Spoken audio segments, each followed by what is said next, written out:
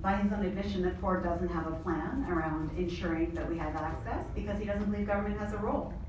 And on the other hand, the Wynne Liberals 2018 budget only committed $425 million over 4 years to build a handful of additional supportive housing units.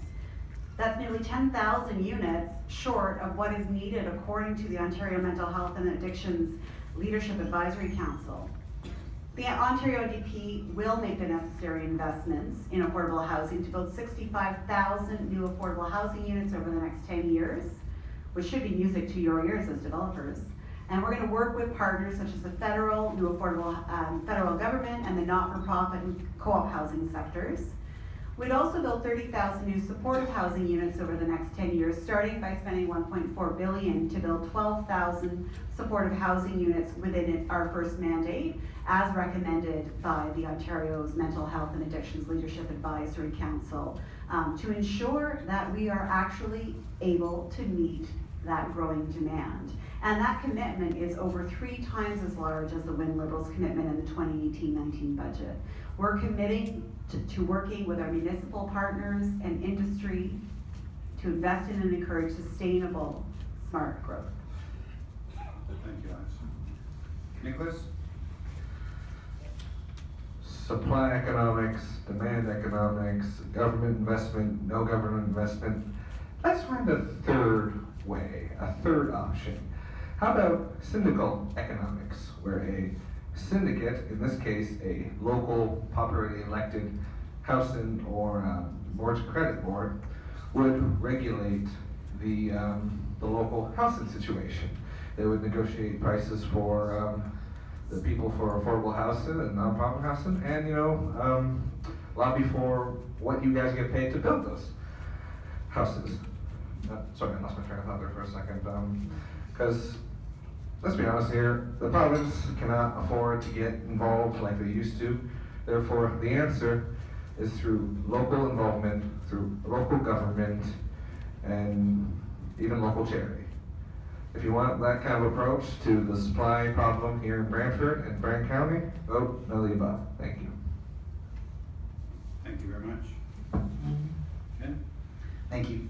The Green Party appreciates the necessity of streamlining approvals process for new housing developments to help bring more housing to market sooner and provide relief of the financial and other burdens that developers face in lengthy and erratic approval processes.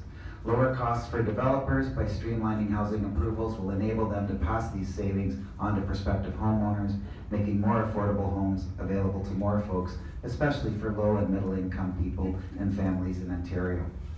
The Development Approvals Roundtable, comprising representatives from development, construction, and real estate sectors, provincial and municipal officials, developed a 14-point action plan that includes recommendation for better aligning infrastructure and land use planning, supporting forward-looking zoning, providing additional guidance for municipalities implementing local land use policies, and creating a task force to determine how best to advance electronic permitting in Ontario.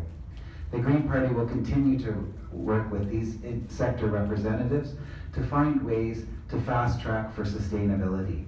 Whether it's infill or green infrastructure, brownfields, affordable housing, or net zero housing that I was talking about before, the Green Party will work with you to help bring expedited development approvals processes and bring more sustainable housing to the market sooner. Thank you. Thank you very much, Ken. Will? Thanks, Steve. This is a great question. This is something that I've been working on for 4 years in the county of Brant. Because really, everyone in this room is about one thing: making people's dreams come true. That's what we do for a living. And the easier we can do that, the better it gets. Too often, people in government get in the way, and we need to fix that. And if you ask Andre over there, I give him grief all the time because we need to be responsive to what people's requests are. That's why I'm working hard in a concierge service with our economic development department in the county of Brant. So that when you call with a good idea, you get assigned someone who's going to take your case through the entire process. That's what we have to do. That's municipal. Provincially, does anyone remember the Drummond Report? Excellent document, commissioned by Dalton McGuinty in 2011. It was all about streamlining services and finding efficiencies. Kathleen Wynne killed it. I don't know why, okay? We need to move forward. We need to make this process easier. We need to make this process more streamlined because at the end of the day, we're not doing this for us. We're doing this for the people that we serve. It's as simple as that.